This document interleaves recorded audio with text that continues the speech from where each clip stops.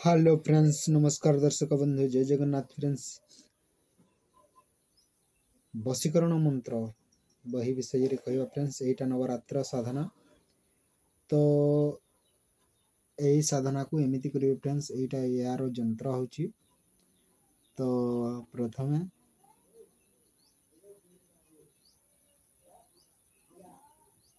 न लगे फ्रेंड्स, तापरे 2, तापरे 9, तापरे 4, 9, तापरे आउ मध्यरे श्री लिखिबे फ्रेंड्स।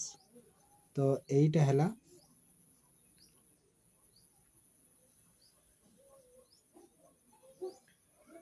उपरोक्त साधन करिले मनुष्य को बहुत लाभ प्राप्त होता है।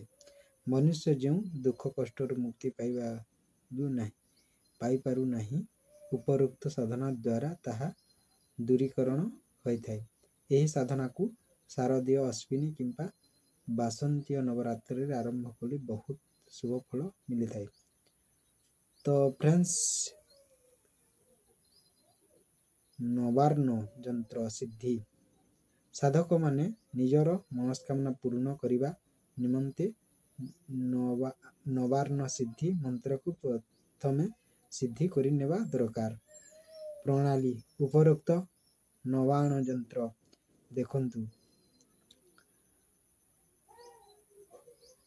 एथिरे 9 गोटी कोठरी अच्छी। प्रत्येक कोठरी रे गोटे लेखा संख्या लेखा जाई अच्छी।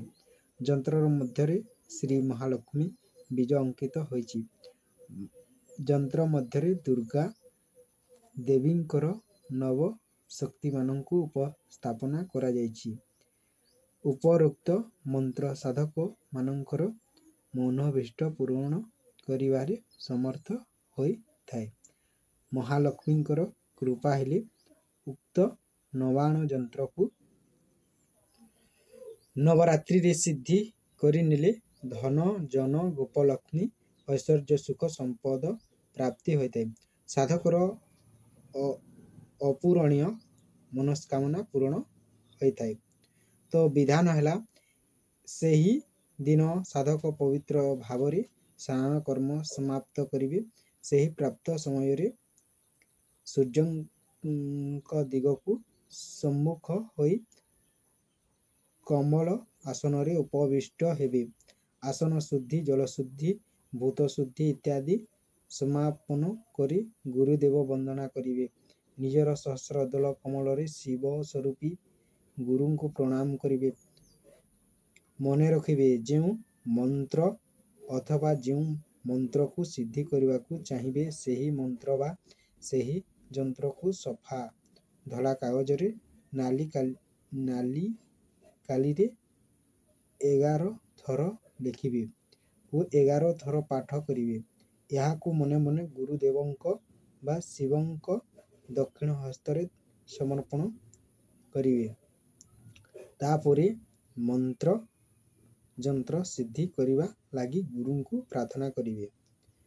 जंत्र स्थापन विधानम गोटिए पणस काठर पीढ़ा करिवे। पीढ़ार लंब 1 हाथ 6 अंगुली और ओसार 1 हाथ 6 अंगुली एवं पीढ़ा उपरे 1 किलो 250 ग्राम रक्तवर्ण अबीर समान करी बिछाई देव।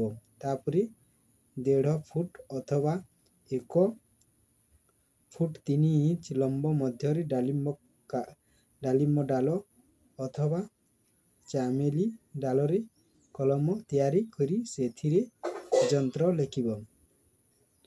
प्रथम मध्य भाग रे जंत्र सदृश श्री लिखिब। तापरे सर्वप्रथम छोट संख्या 2, तापरे 5, तापरे 6, तापरे 7, तापरे 8, तापरे 9 क्रमान्वये कोठरी रे लिखिबे। पूजा उपरोक्त जंत्र को चंदन अक्षत पुष्प धूप दीप मिष्टान्न नैवेद्य देव। यहाँ पुरे घृत दीप को साक्षी रखी ओम ह्रीं नमो यही मंत्र रे दैनिक 3000 ସଂଖ୍ୟାରେ ଜପ କରିବ। ଜପ ପୂର୍ବୋକ୍ତ ପ୍ରକାରେ ପ୍ରତିଦିନ ଅବିରରେ ଲେଖିବାକୁ ହେବ। ପ୍ରତ୍ୟହ ହବିଷ୍ଟାନ୍ନ କରିବେ। 9 ଦିନ ପୂରଣ ହୋଇଗଲେ ପୁନଶ୍ଚ ଭୋଜପତ୍ରରେ ଉକ୍ତ ବର୍ଣ୍ଣକାଳୀରେ କିମ୍ବା ଅଷ୍ଟଗନ୍ଧ ଦ୍ୱାରା ଉପରୋକ୍ତ ଯନ୍ତ୍ରଟିକୁ ଲେଖିବେ। ଉକ୍ତ ଯନ୍ତ୍ର ମଧ୍ୟ ଉପରୋକ୍ତ ଡାଳରେ ଲେଖିବେ। 4 ଗୋଟି ଭୋଜପତ୍ରରେ 4 ଗୋଟି ଯନ୍ତ୍ର ଲେଖିବେ। ଉକ୍ତ ଯନ୍ତ୍ରମାନଙ୍କୁ ପୂର୍ବ ପ୍ରକାର ଅକ୍ଷତାଦି ଦେଇ ପୂଜା କରିବେ। ଓଂ ଲିଂ ନମଃ ମନ୍ତ୍ରର ପୂଜା କରିବେ। ଶେଷକୁ ଲେବନ ଆହୁତି ପ୍ରଦାନ କରି 27 ଓଂ ଲିଂ ନମଃ ମନ୍ତ୍ରରେ ହୋମ କରି ସମାପ୍ତ ଘୃତ ଯନ୍ତ୍ର ଉପରେ ଦେବେ। ଏଥିରୁ ଗୋଟିଏ ଯନ୍ତ୍ର ଏବଂ ସେଥିରୁ ଅଧିକ ଅବିରକୁ ନେଇ ଯିବେ। ଆମ୍ବ ଅଥବା କୌଣସି ଫଳ ପୂର୍ଣ୍ଣ ଦେଖି ତାରି ମୂଳରେ ପୋତି ଦେବେ। ତାପରେ ରହିଥିବା ଆଉ ଏକ ଯନ୍ତ୍ର ଏବଂ ଅବିର ଗୁଣ୍ଡକୁ ନେଇ ଜଳରେ ଭସାଇ ଦେବେ। ତୃତୀୟ ଯନ୍ତ୍ରକୁ କବଚ କରିବେ ଓ ତାହାକୁ ଦକ୍ଷିଣ ବାହୁରେ ଧାରଣ କରିବେ ବୋଲି ରହିବା ଚତୁର୍ଥ ଯନ୍ତ୍ରକୁ ନିଜର ପୂଜା ଗୃହରେ ଏକ ପରିଷ୍କାର ଡବାରେ ରଖିଦେବେ ଏବଂ ପ୍ରତିଦିନ ପୂଜା କରିବେ। ଏହି ପୂଜାଦି କର୍ମ କରିବାକୁ ଯଦି ଅକ୍ଷମ ହେବେ ତାହେଲେ ଦୈନିକ 1000 ମନ୍ତ୍ର ଜପ ଏବଂ ଶେଷ ଦିନ 900 ଆହୁତି ପ୍ରଦାନ କରିବେ। ତାର ଅଭାବେ 108 ଆହୁତି ନବମ ଦିନ ହିଁ କରିବେ।